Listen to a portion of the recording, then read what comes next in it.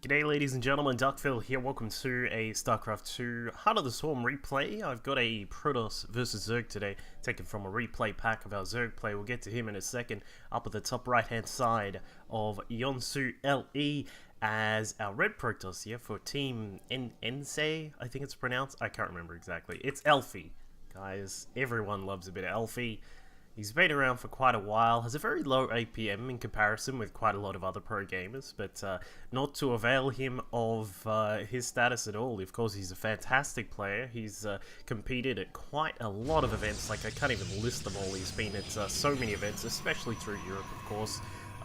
In fact, I'm not sure if I've seen him at any US events, but I don't know, maybe I'm missing something, but either way, he's a damn good Protoss player, has some particularly very good at timings, and can just hit some of these really crisp timings and can really make his opponent suffer if he catches the right time and sort of says, you know what, I might actually just push across at this time and start smashing people. His opponent down at the bottom left hand side has certainly been one to make the headlines in the StarCraft 2 scene. Down here in the blue, for Team Evil Geniuses still, however slightly retired, it is Stephano.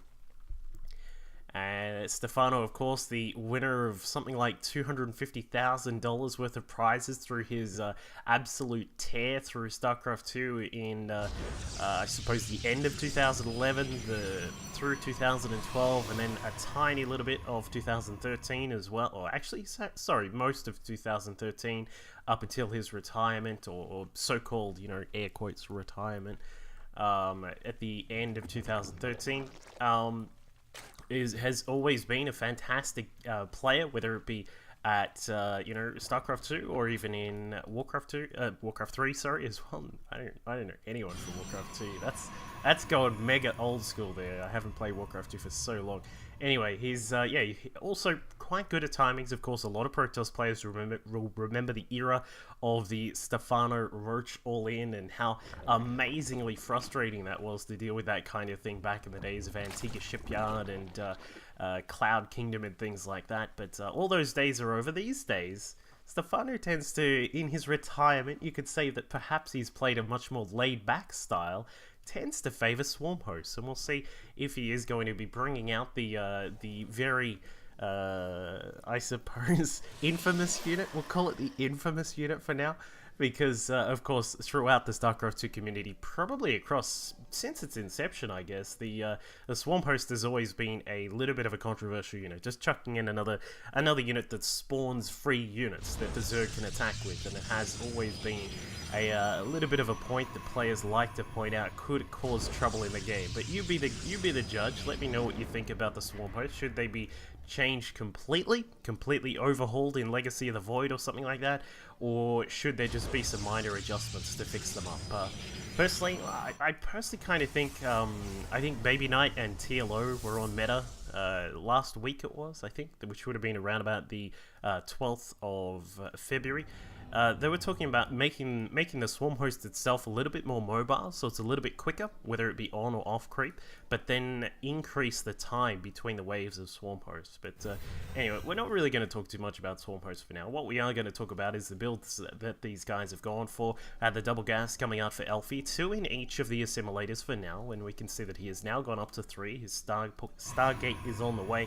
Second and third gates at the natural. He's got his natural nexus just about completed, and a very nice, cute little setup here with the 2 gates and the 2 pylons there.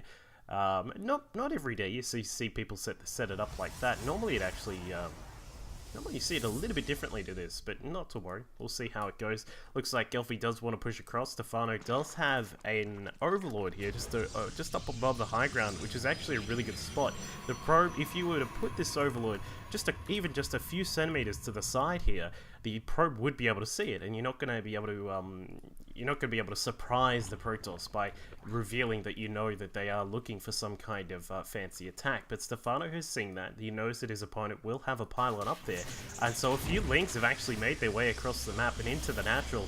Stephano has capitalized by picking up quite a few of the probes there. That's 4 probes down. That's not too bad at all. Elfi's going to start whooping in. He notices that the third has never gone down for his opponent. Stephano has been playing very, very safe, getting out a lot of lings, and now we can see the queens have come across as well. This Oracle needs to get out of there very quickly. Low health in Elfi. I mean, this guy's been busy trying to save his own skin back inside his main base because those lings have been continually getting some damage done, and Elfi is forced to pull back. So his little bit of 3-gate pressure with an Oracle added in for fun has not really gotten too much done. As we can see on the worker kill tally, it actually goes the way of Stephano.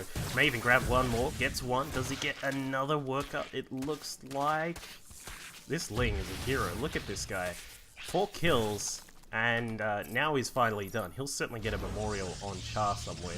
So that's a total of 8 kills now for Stephano. Like, it's not necessarily a game-winning moment, but it certainly is something which is going to be quite frustrating for Elfi. It's going to delay things a little bit because he has to reinvest into those workers to make sure that he is back in position to where he should be. And now, with this Oracle floating about, 4 health left over on that one, finally does spot that there is a third base now going up for Stephano. But I wonder if this will trigger Elfi to be very careful, because he is now seeing that his opponent has a very late expansion, has roaches, has some lings that are out already, and I mean, for Elfi, he doesn't have a huge amount of infrastructure right now. We do have 33 probes out, but he is now forced into a very weird position, trying to capture some of those roaches, but 2 of them actually make their way inside the main base. Going to be looking for a couple of kills here. Should be able to snipe maybe 1 or 2 of the probes. I'm thinking maybe just this one, because the Oracle is, or in fact, getting none. No targeting there, unfortunately, for Stephano. But he again, he has been harassing his opponent, keeping him back. He saw that the robo facility was being built. He will probably see those, he'll probably check these gases very soon just to see if his opponent is getting that extra gas, or if he's going to just throw everything into the mix and get some more gateways up and running. But back at home for Stephano, everything proceeding along nicely. This is always one facet of Stephano that was always quite impressive to watch, is that, you know, regardless of what goes on, his multitasking is always quite stellar. And we can see now that his 4th macro hatch is now on the way. We've got Missile and Carapace just being upgraded now. The 3rd base is complete. And we'll have our Zerg player starting to push his economy up a little bit with a few drones coming out. Just a couple. He doesn't want to overcommit, because we do need to get a few roaches out to make sure there isn't any backlash of the Protoss. Because at this point, Elfi needs to be making a decision. Am I going to go up for a big push, or am I going to go take a 3rd base? And I mean, it's a kind of a risky decision when you've lost a few of your workers, you've had to spend a little time catching back up, you've dealt with a few incursions of those Zerg units. You have to, it's going to be a little bit risky to try and set up a 3rd base. So I think, as we can see, lots of gateways now coming up for Elfi. 5 are on the way, a couple are already done, but he is going to have a large total of gates. We'll have the 7. We have also got a Immortal coming out to add to the first one that's already on the field. +1 to weapons also being researched right now. An Observer also being added in. I think that's really good.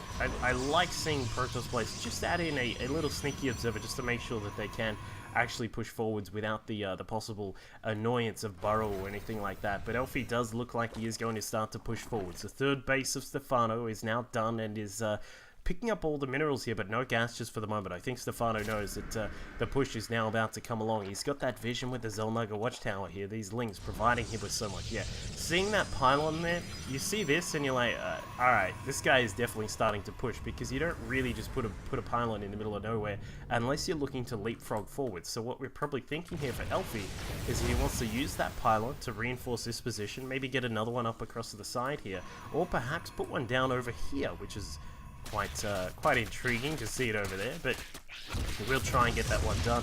Unfortunately, he does get caught out, so now Stephano is looking like he will be in a... This is a tough spot to defend. The Protoss can try and sit on this ramp, attack into the base, and then if you try and push them back, they can just force field this position here. So Stephano looks like he is going to try and surround these units, perhaps put some on the high ground. A couple are also just going to be sitting off to this position here, but you need to be very careful here. As we can see, it's a long way back to that pylon for Elfi, and I mean, there is so much creep here as well. The creep is so important. It means that these Hydras, they don't have their Hydra speed just yet, but here they come. Now looking to push through. The Lings have cleaned up one of the pylons just up at the third base of Elfi, and Elfi doing some really nice force fields here, locking down quite a lot of the units of Stephano. But more Hydras are now coming in. There are even four more on the way. This concave for Stephano is just brilliant, attacking in from all sides. Whether it be just a few Queens or some Roaches and Hydras, he's come in from all angles and cleans all of that one up. So nicely done by Stephano there. Elfi forced a GG after losing. He lost sort of a little bit of rhythm right at the start. I think that's kind of, he may not have wanted to actually do this attack, but was kind of forced into that position. So really well done by Stephano. Cleaned it all up and took the game. Hope you all enjoyed that one. I'll catch you all next time. Here, as you can see, 47 damage to bio units and then the 34 damage against other standard targets. His storms have also been wonderful, just spreading them out across the battlefield, doing really nicely there. And for Minigun, he's been sticking with a much more